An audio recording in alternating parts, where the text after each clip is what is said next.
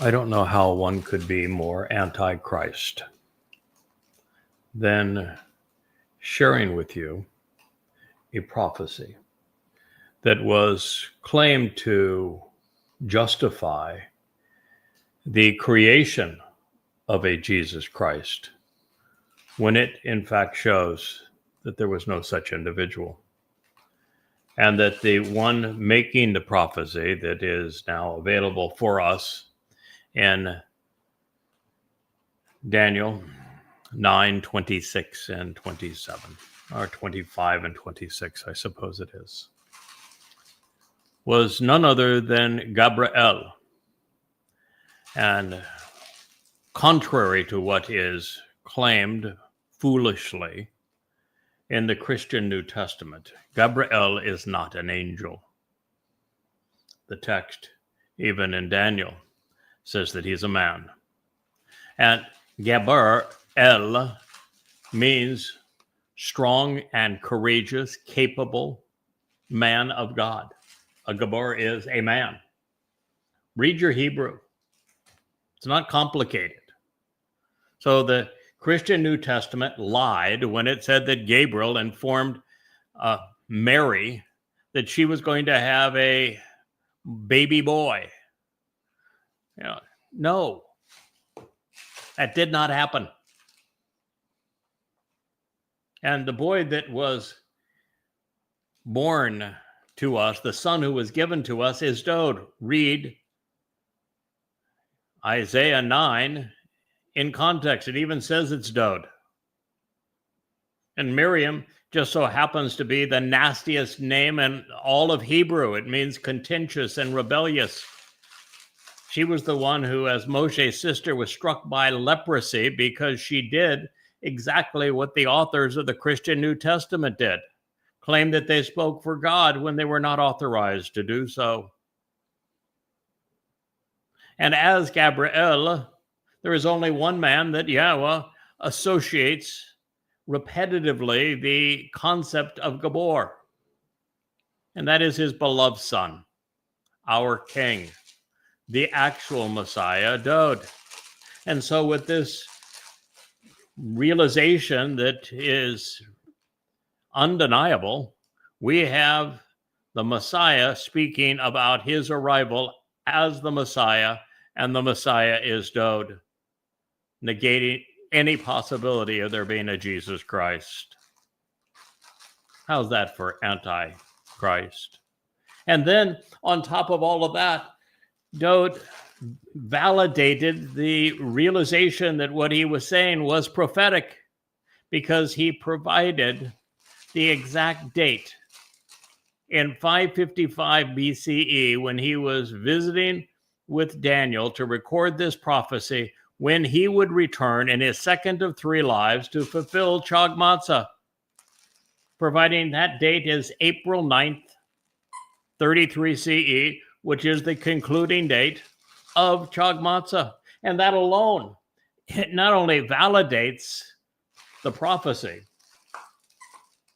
but even more than that. It tells you that he was there to fulfill Chag Matsah, something that Christians don't even acknowledge. They had their mythical God-man taking a nap in the tomb on the Saturday when the Shabat was devoted to the most difficult work of all, carrying our guilt and depositing it in Sheol, which is something that David not only did, but told us about. How's that for Antichrist? Well, that's not the end of the prophecy, because there is more, and we're going to continue with the narrative that Gabry'el, who's Dowd, provided through Daniel for our benefit 2,600 years ago. And when we do, we find ourselves jumping ahead now in time, well, to the destruction of Dowd city and then Yahweh's temple. But to appreciate this in context, this is what we last considered.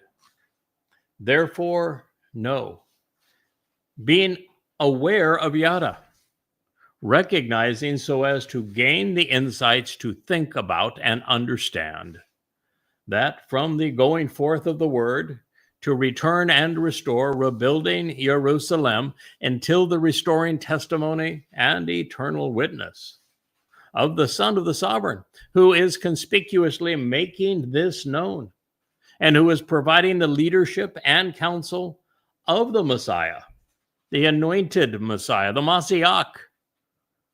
There are 7 sevens and thus 7 promises and fulfilled vows. Therefore, in 62 weeks, she shall be restored and rebuilt to reestablish and fortify the way to grow and expand by being diligent and decisive in a troubled time of oppression. Then after the 62 weeks, the anointed Messiah, Mashyach, will be cut off and separated to create the covenant, being banished, but not for himself. That was Daniel 9:25 and 26, at least in part.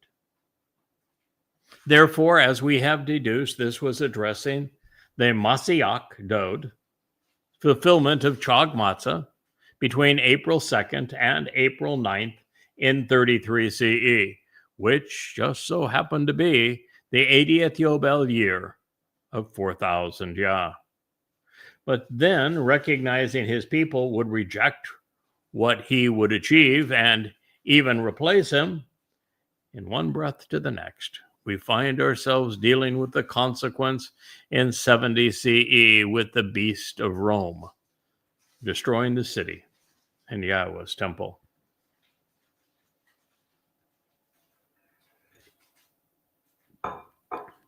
Then, the city, Ha'ir, the largest population center of the set-apart people, and the sanctuary, those who are separated and distinct, uncommon and devoted, and therefore not religious, in the most set-apart place, and therefore in Yeruwshalem, will be corrupted. They're going to be ravaged. They'll be destroyed. They're going to be ruined and rendered useless, annihilated, and razed. Hiful imperfect, third person, masculine, singular. As a matter of history, we know that the Ebonim were the ones who both recognized Dowd and documented what he said at this time, providing us with the Sermon on the Mount and the Olivet Discourse, although they're wrongly attributed to the mythical Jesus when they were both spoken by Dowd. Unfortunately, for telling us the truth, they were hunted down and killed by the rabbis who were haunted by their message and by the emerging devotees also of Paul. And with the inhabitants of Yeruwshalem rejecting the city's founder and favorite son, God's son, Dowd, Yahweh would abandon them, leaving them to be mauled by the beast of Rome and then the Roman Catholic Church. There was no longer any connection to the temple, the city, or the people. They were now irritating and counterproductive, and so the people were ravaged and the temple was destroyed exactly as Gabry'el, Dowd, had foretold. Fortunately, this deplorable state of affairs will change, even though to witness this transformation, we must leap ahead 40 Yobel rather than just 40 years. And Dowd was aware that his father would empower the aforementioned Yada, known here as Miqra'ey, the one who is right about God, to make a difference. People of the extended family, of the one who will come and then return, is the son of the sovereign and prince of the king, who is conspicuously making this known and who is providing the leadership and counsel. Neged, of the one who has officially attained the status of being properly appointed and who has expounded upon, announced, and proclaimed this message. And he, in the end, at the far limits of time, he will be hacked to death. He's going to be cut into pieces. He will complete his purpose by being chopped up. It is from Katzatz, hewn into pieces in an overwhelming manner, and along with a torrent of water to purge and to wash away. Shetef. During this intense outpouring that will be inundating, scouring, rinsing, while also engulfing and sweeping away from shut off to rinse and wash, as the restoring witness delivering the eternal testimony at the conclusion of this period by being cut down and hacked to pieces. Cuts. These battle lines have been drawn, the war is determined, and the fight is decreed. This crushing conflict and struggle against the adversary is decided upon, and it is assured, such that it is devastating and desolating. It's appalling and horrifying. This is the conclusion of my means to decide, Daniel 9:26, and I can assure you that you've never heard it presented this way previously. It is always assumed that the first Neged is the Messiah when it cannot be, because of the fact that he's not a prince. And he's king.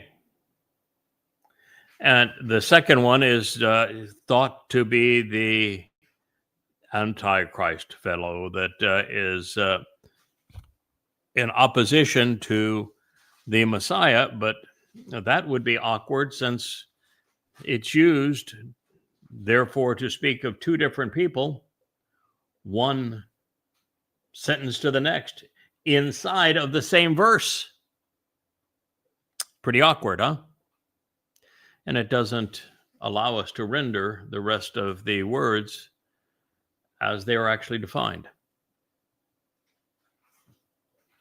Now, to get to the position where you can translate this accurately and convey it through its correct intent requires a level of study that is beyond what anyone else has attempted.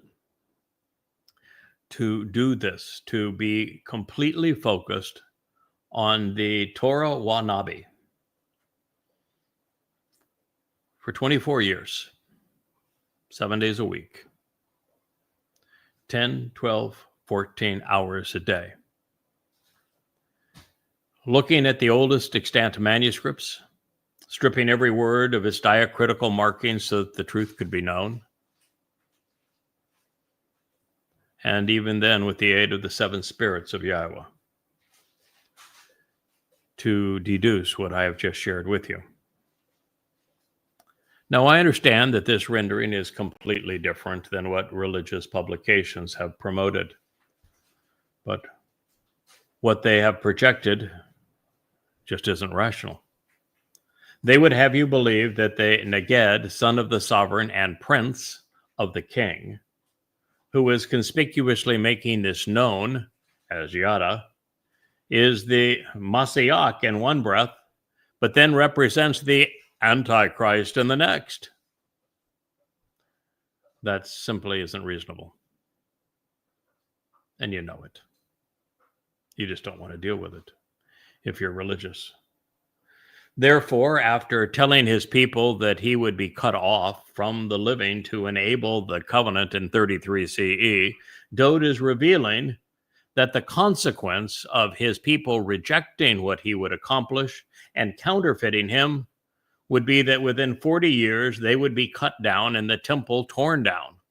This prognostication was nearly as profound as acknowledging and then dating the fulfillment of Chag Matsah, because it was done 600 years in advance. It was then, after discussing the events of the first century CE, that Dowd took us 40 Yobel ahead in time. To win the people of the Neged, the son of the sovereign, who would be greeted by the Neged, prince of the king, with Neged serving to identify Gabry'el, Dowd, and Miqra'ey, Yada. We are both prolific and Neged, making all of this known through our counsel by expounding on this announcement. In fact, you'll see both of us throughout this prophetic revelation. While both will arrive and return, cats in the end, it is only Ad, the restoring witness, who will be cats, who will be hacked to death at this time. Yada will serve as the Adama Parah, the bloody red man of the earth, this productive bull, by fulfilling Yom Teruah, the day of the herald. So cats was used twice to convey that the sacrifice at the conclusion of the time of trouble will be devastating. He will be cut up, while Dowd, by comparison, was simply cut off. I should not say simply. He went into Sheol, hell, to rid us of our guilt. But it's Yada who is cut up. It's Dowd who is cut off. Therefore, while Gabriel's soul would endure and enter Satan's eternal habitat, 2,000 years thereafter, the corporeal manifestation of Hasatan, the adversary, will slice the Bashar body of Dowd's Neged to pieces prior to Hasatan being sent to Sheol forevermore. The parallel between these things. For Dowd to be separated in the layer of Satan, Sheol, and for his Bashar, this Adama Parah, to be hacked to death by Satan prior to him being dispatched to Sheol, is poetic in a way, isn't it? I came into this presentation having completed my translation and commentary on the 34th Mizmor. You'd say, so what? Well, the 34th Mizmor concludes by speaking of the death of the shepherd and calling it brutal. And it presents the sacrifice that are made both by Dowd, as he fulfilled Pesach and Matzah, and of Yada, his Bashar herald, as he fulfills Teruah, the day of the herald, as being gruesome. But when addressing what will be, what I, as the Adama Parah, will endure, there is the misconception that the negation was on bones or on one, to suggest that not one of his bones will be broken. But that's not how the text that Dowd write actually reads. It says,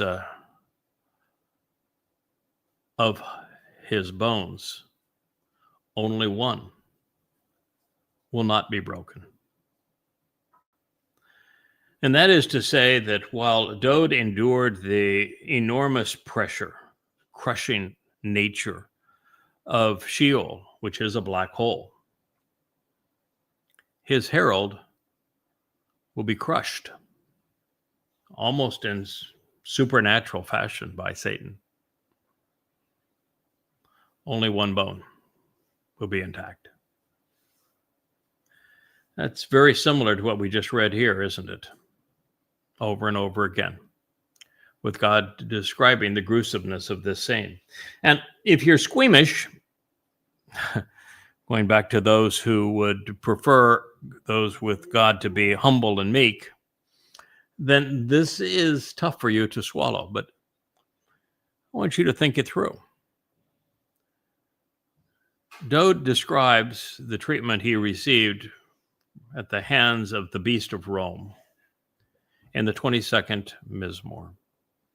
And he describes being whipped to death by the Roman metal-tipped whips, such that his body no longer looks human. His flesh, sinew is just ripped off. He's like a bloody grub. And then he would endure the most excruciating form of torture that anyone has ever devised: crucifixion. And that was the easy part, because his soul went on to carry our guilt into Sheol, to deposit it there, which really pisses me off. And God, not that Dowd did it, but that the vast majority of people, including Jews, have negated it. And they created a goddamn myth in this Jesus Christ and credited him with doing the very things that Dowd had done for us after enduring that level of torment and torture. To credit a counterfeit? If you're a Christian, you should be ashamed of yourselves to have done that to God, to have done that to his beloved Son. It is repulsive. You're even so disgusting that you turned your God into a man. And even worse than that, you claim that men can kill your God. And as if you can't think, you have the solution being bodily resurrection, not knowing that the body is worthless. And every aspect of your religion is nothing but a complete and utter fraud, and it's a fraud over this. But I digress. What Dowd endured was horrific. And Yada, as the restoring witness, as this Neged, must endure something that is similar. And it will be gruesome. Why? To get your attention. So that you know that the guilt that was removed from you, your religious stench, the stain of your religiosity, comes at a great cost. And that an enormous penalty was paid to remove it from you. You need to know the price that was paid and that will be paid. And this is all very personal, because Dowd is my king, and I'm the one who endures that final torment.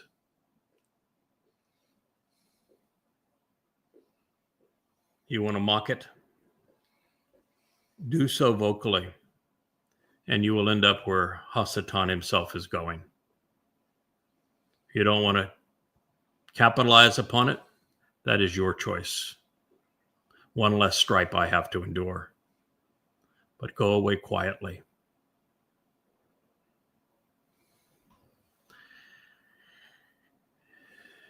It's going to be gruesome, because it has to garner the remnant's attention. It is the Adamah Parah. This is the remedy for the adulterous woman. This is the purpose of the Torah's narrative about the bull, and the role that a man cast as a bull will play in the last days.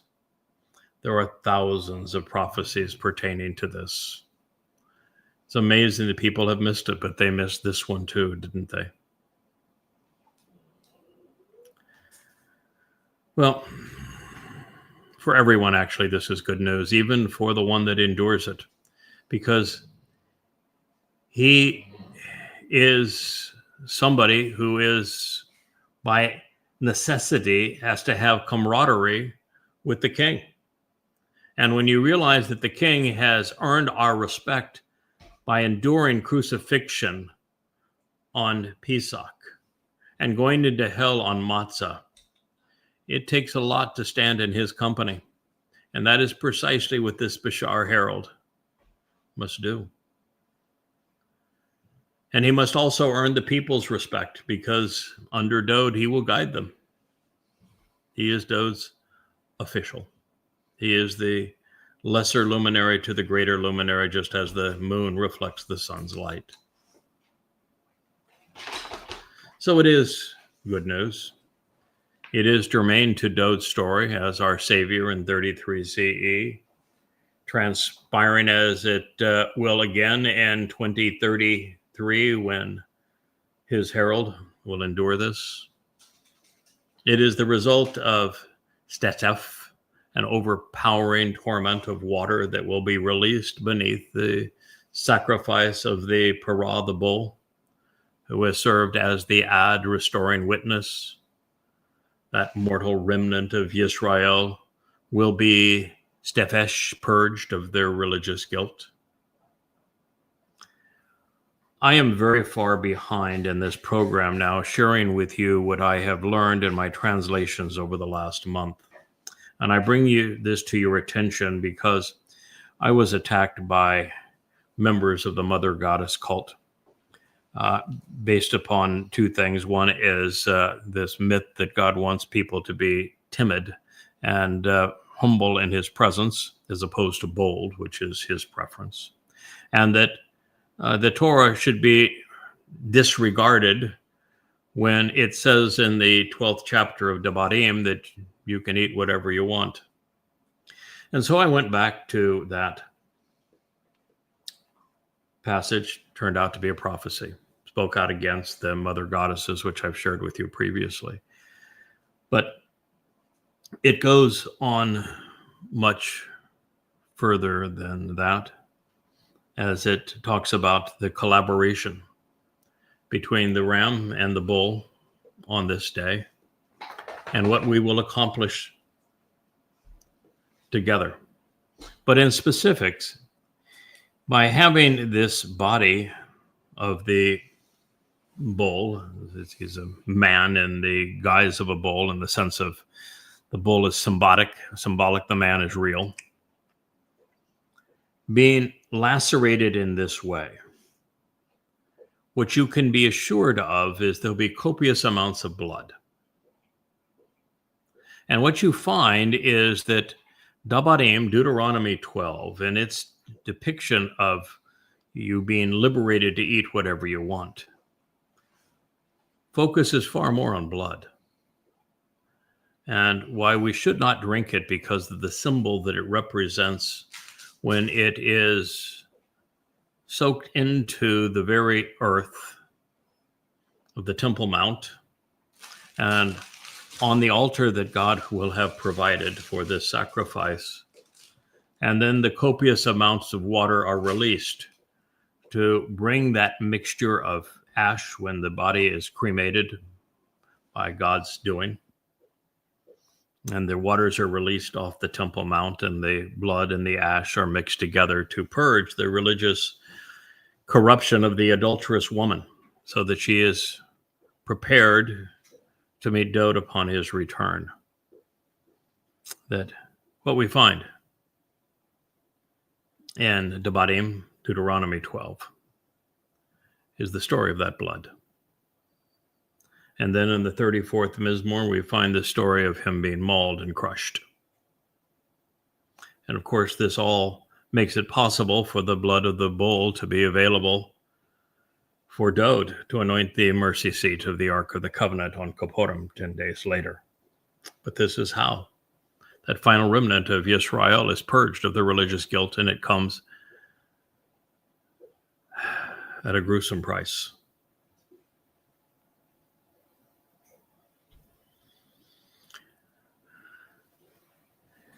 The guilt will be washed away, and as a result, the adulterous woman that has been the religious whore of Israel will be prepared for her betrothal to her returning king. Then again, at this time, will be the best man standing beside the Mashyach Dowd. Well, now that Gabry'el has explained the who, the where, the when, the why, and all of the insights has been provided regarding the fulfillment of Chag Matsah in 33 CE to deliver the benefits of the covenant, and has explained the means that the restoring witness will use to facilitate the return of his people in purging the final remnant of their religiosity prior to Dowd's arrival. And this being the conclusion of the time of troubles, Dowd directs our attention to the commencement of these events on or before Shabu'wah of 2027, The Torahless one will do to Israel what he will do to the Adamah Parah, dissecting the nation to make it indefensible. I actually think that this will occur on or before the Shabu'wah in 2026, which would be May 22nd. And that on the Shabu'wah in 2027, which is June 11th, we will experience the harvest. And therefore, he, as an exceedingly influential person, will vault himself into prominence by arrogantly confirming and opposing Gabor. He will strengthen and empower, then triumph by imposing a self-aggrandizing and overbearing treaty, a covenant, an agreement, an arrangement, a Beryth, an international contractual compact and binding pledge with a great many, including plenty of rabbis, Rabim, the preponderance of people, especially the elitists, for 1 week, based upon a single promise during a particular Shabu'wah. Daniel 9:27 in part.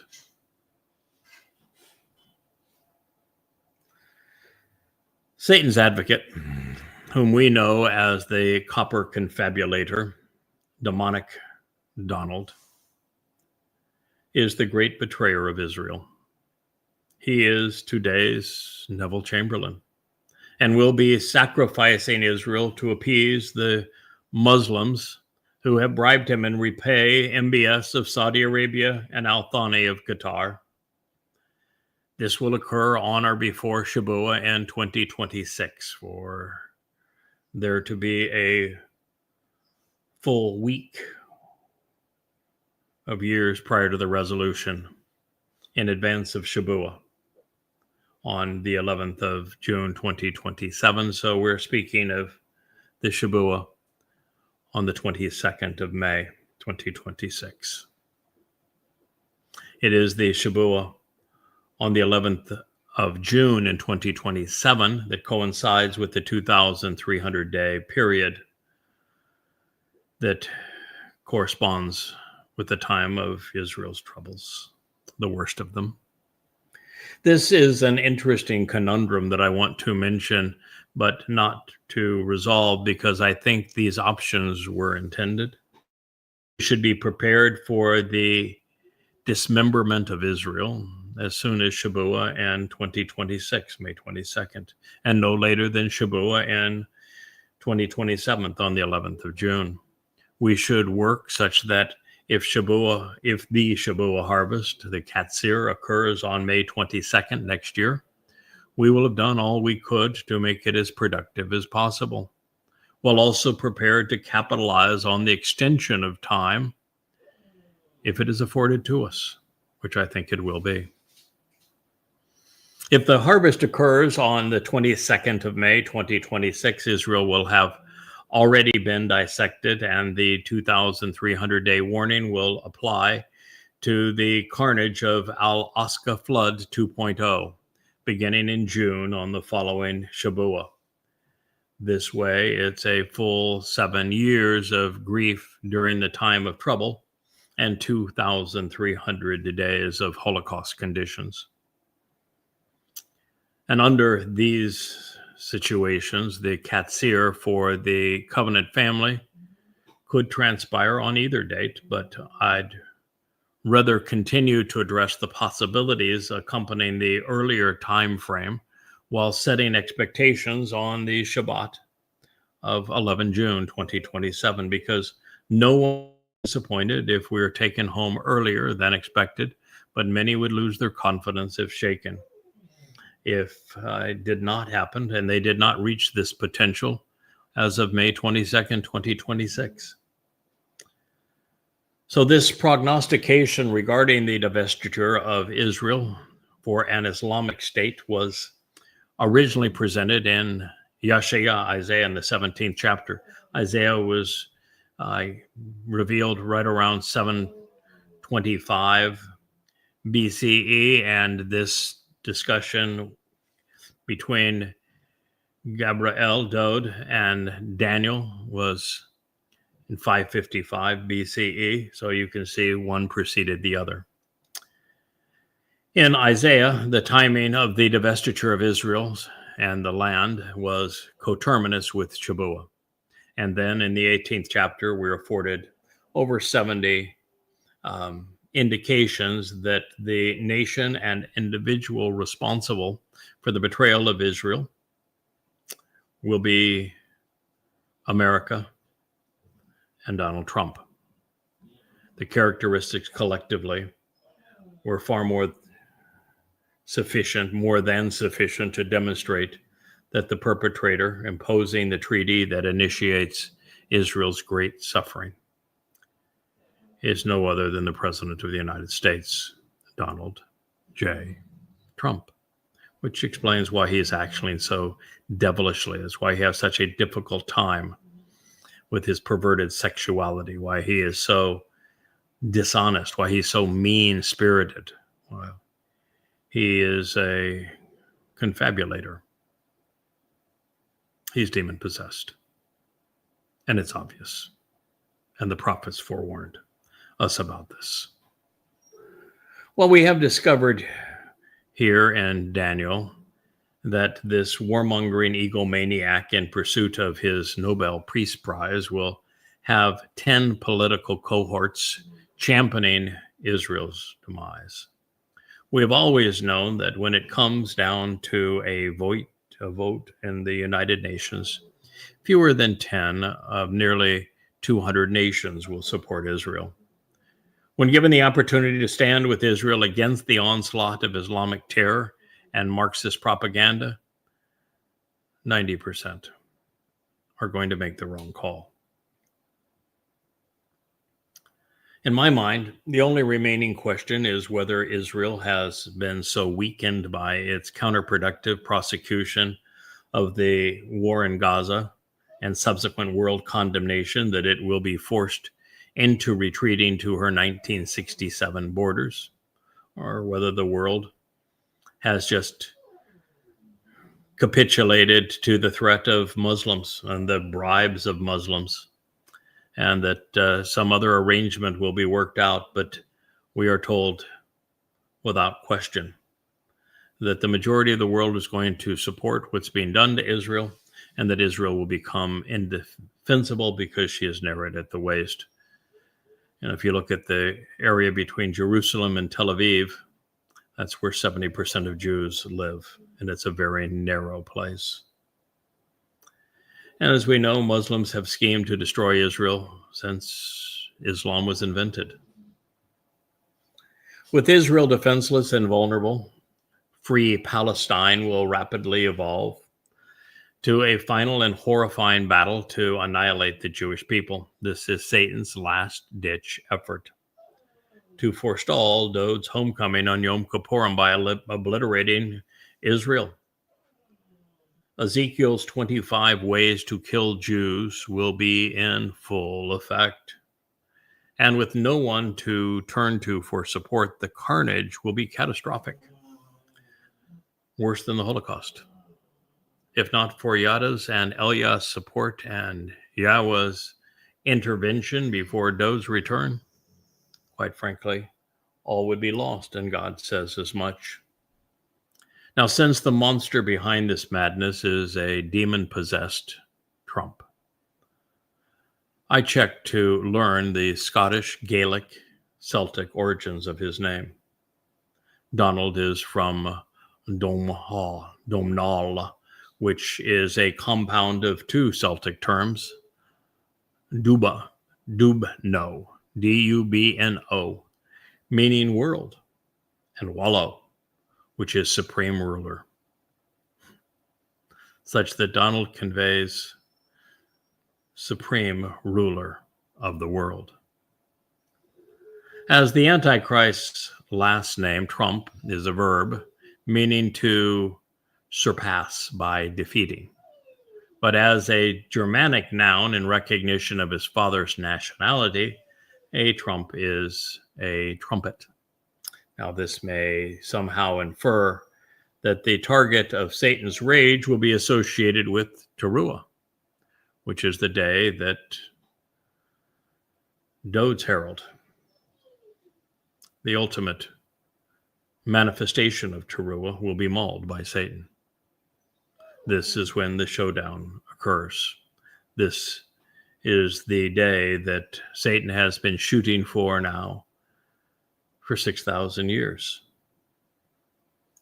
So now that Gabry'el has shared insights regarding the beginning and end of the final week of years leading to his return, he splits the difference and reminds us that something else will occur halfway between these events. He tells us, but halfway through, from Shabu'wah, he will forestall the benefits of the sacrifice which had been freely offered as a gift.